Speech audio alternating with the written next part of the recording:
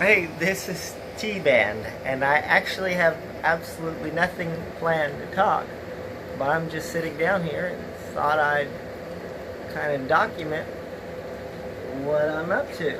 Right now, I'm sitting on the floor in the kitchen, and I'll maybe come up with something to say. Uh, Eventually want to talk about flying cars.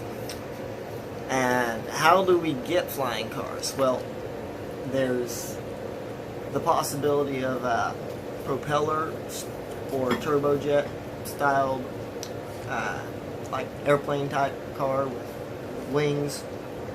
That might be good.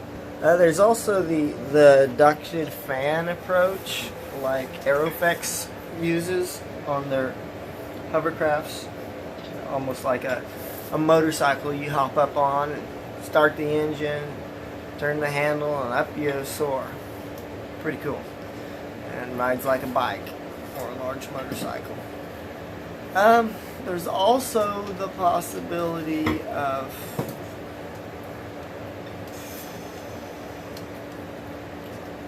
other means of getting up in the air, but I won't go there.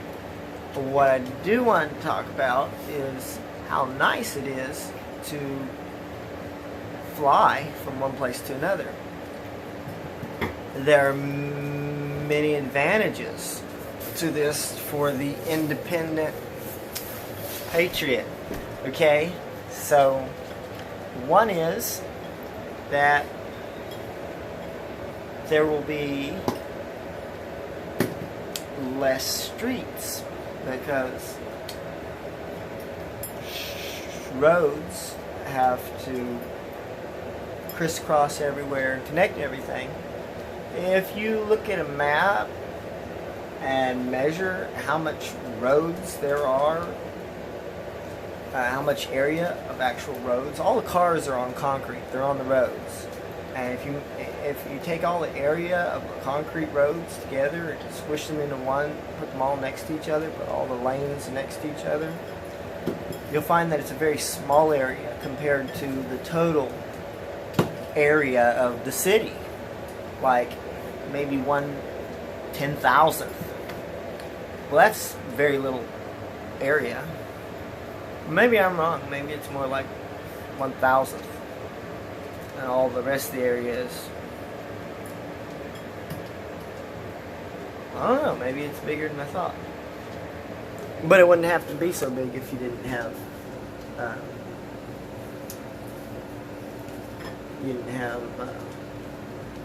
well, every neighborhood has streets running through it. Streets make nice landing strips. I don't know if you would want to get rid of neighborhood streets. Probably not. And you wouldn't really totally eliminate streets, because there are some things, I guess you wouldn't, as long as you're still using conventional ways of getting lift for vehicles, as long as it takes energy to lift vehicles. If you had some kind of blimp type situation, you're lifting heavy weights effortlessly. There is the buckyball idea, where you take this large spherical glass, huge structure, and you pull air out of it, and the vacuum pump, so you have a vacuum pump pull all the air out, and then it buoys up and lifts whatever cargo it has to lift. And that may be feasible. There's a scientific principle of area to volume ratio, where volume increases at a faster rate. Basically, it's non-linear. So if you have greater area, the volume is not proportional. It's even more than proportional. It's greater. If I double a cube, if I double its height, it will have 4 times the area, but it won't have 4 times the volume. It will actually have 8 times the volume. You can fit 8 cubes, 1, 2, 3, 4 on the bottom level and 1, 2, 3, 4 on the top level. Whereas the surface area went 4 times as much, and the height just doubled. So the cost of materials for the sphere is going to increase linearly with, or directly with, or proportionally with the increased area, but the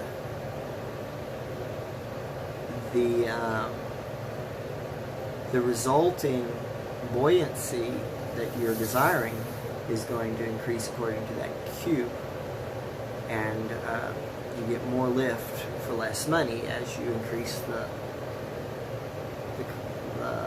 size and the cost of the surface area, glass panes, and steel structure, metallic structure. I don't know how big something would have to be to lift the weight of a family, of a carriage. By the way, car is the short term for carriage, so it's a horseless carriage. That's a car. The railroad were called railroad carriages, railroad cars. Yeah. And carriage comes from the word carry. So it's interesting, when you go from one place to another, you either propel yourself or you are carried. There might be another option I've heard of too.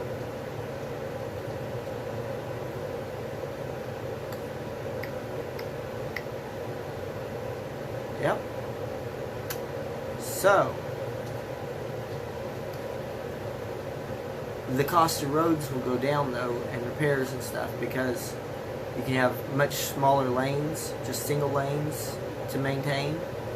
And you might even be able to make big machines that are designated one-lane machines. And with that kind of consistency, these big machines just lay road, and it's all the same size road, very consistent. And then it will be cheap and easy to operate. Just drive a vehicle and it lays the road. What next? So the cost of roads will go down. And one thing about government, if you think about, why do we even have government? What do they do for us? Well, there was a old-timey movie with an old-timey actor, same one that played in It's a Wonderful Life, I think, Jimmy Stewart. But in it, there's this family that lives, and the old man doesn't pay taxes, but I don't think he really owes taxes either. But the tax collector, IRS person comes by and says, well, you have to pay taxes. And he says, why? Well, because the government does things for you. Well, like what? Well, and he goes on explaining things. Well, one thing that the government does is build roads. But if nobody uses roads, then they don't need to pay for roads. And if everybody's flying, then, well, now the government has no more, has lost its biggest reason for existing, is to provide the infrastructure that we all rely on, that we all share in common, the roads. Of course, there's also the Army, And in the past, we considered a well-regulated militia to be an important thing, and we allowed citizens to bear arms.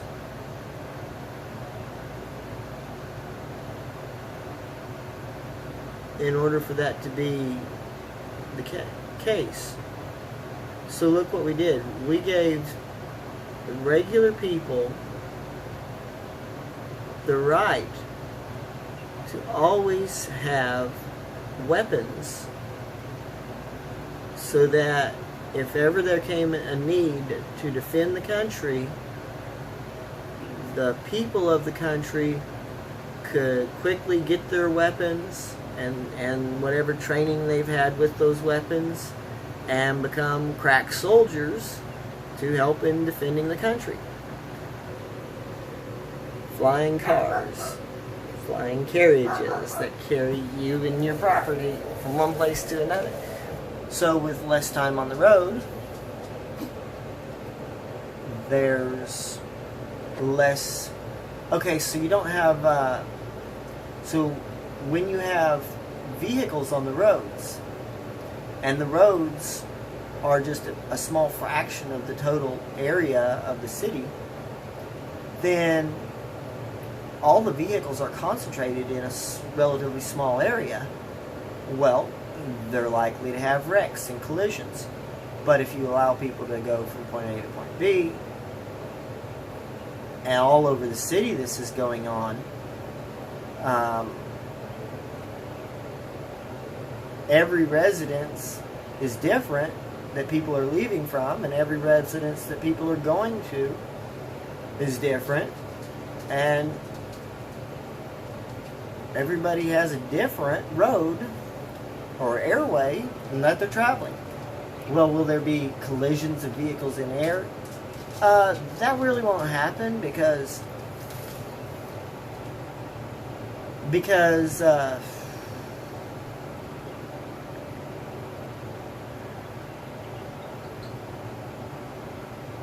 space is huge, and even if we didn't go up in the air, if we just had big flat land and we had all these cars scattered like on in the desert, and people just drove around all they wanted on the desert floor, they'd rarely bump into each other. Now, that's the case unless there's like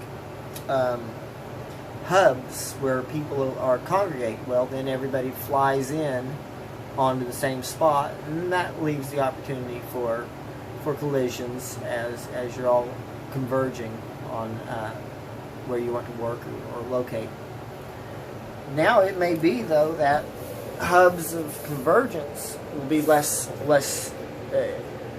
existent without roads. If people are able to fly anywhere they want, then you can build offices all over the place and just make more offices smaller.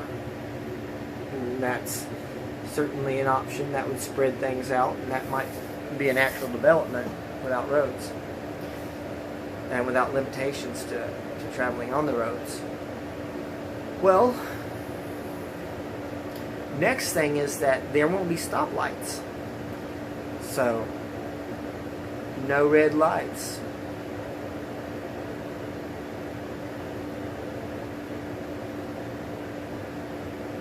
No red lights flying high. I am on my way, going somewhere fast. No red lights. Also, there won't be traffic cops. So for the patriots that do believe in police, think that's fine, county sheriffs think that's fine, but I don't know that anybody believes that a traffic cop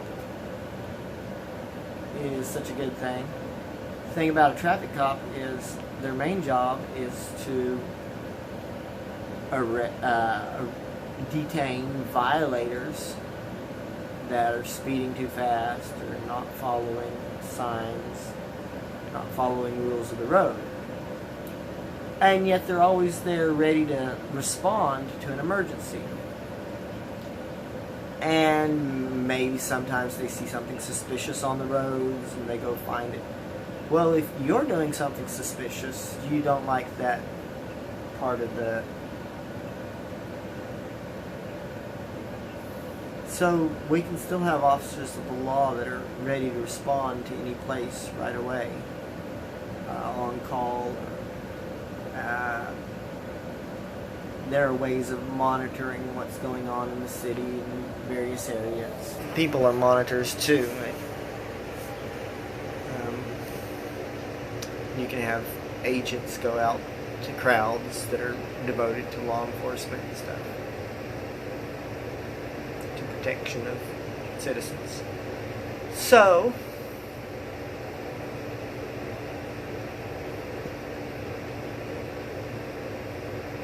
less big government, quicker travel times, less wrecks. It's actually safer. No seat belts. It's a large place and has a lot of open space. So there are 2 levels.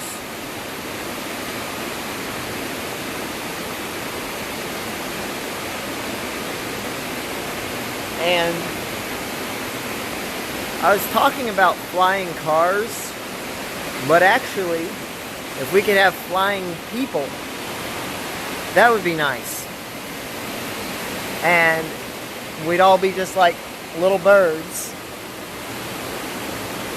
go wherever we wanted.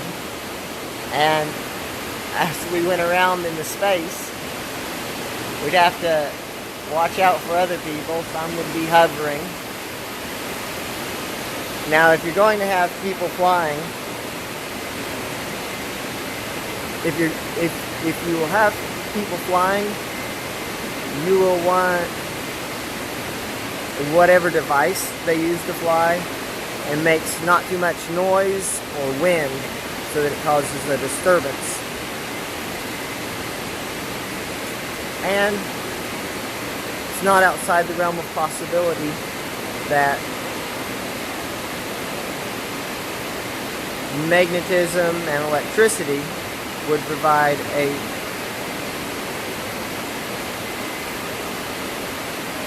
route or a method or a means to accomplish levitation.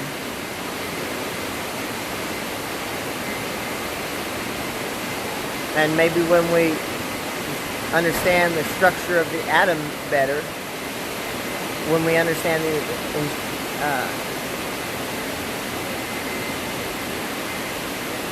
we could perhaps utilize our knowledge to arrange things in such a way that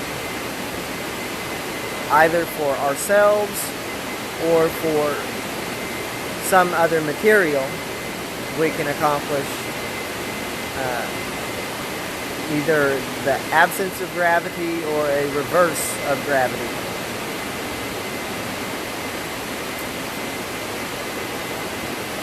Unless gravity always works only one way, which is pulling things together. And that may be possible if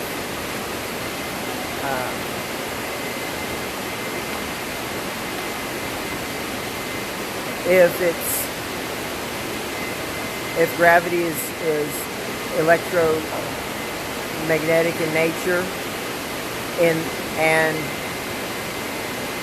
van der Waals forces are at play with the massiveness of the Earth.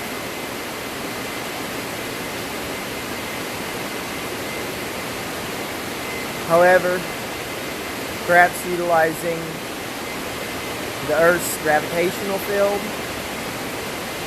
or through the use of moving particles, anti-gravity could be achieved. And this would apply to people, like I said, flying around inside a building such as this. And buildings would have to be constructed in such a way to accommodate people flying around and lighting different places.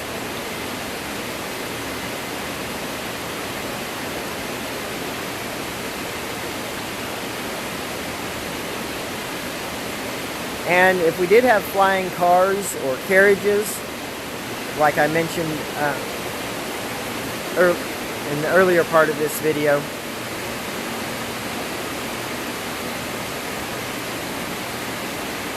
that would kind of take away borders between nations and states, because everybody has access to flight and can travel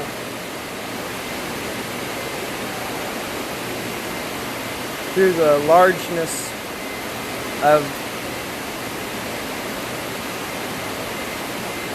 the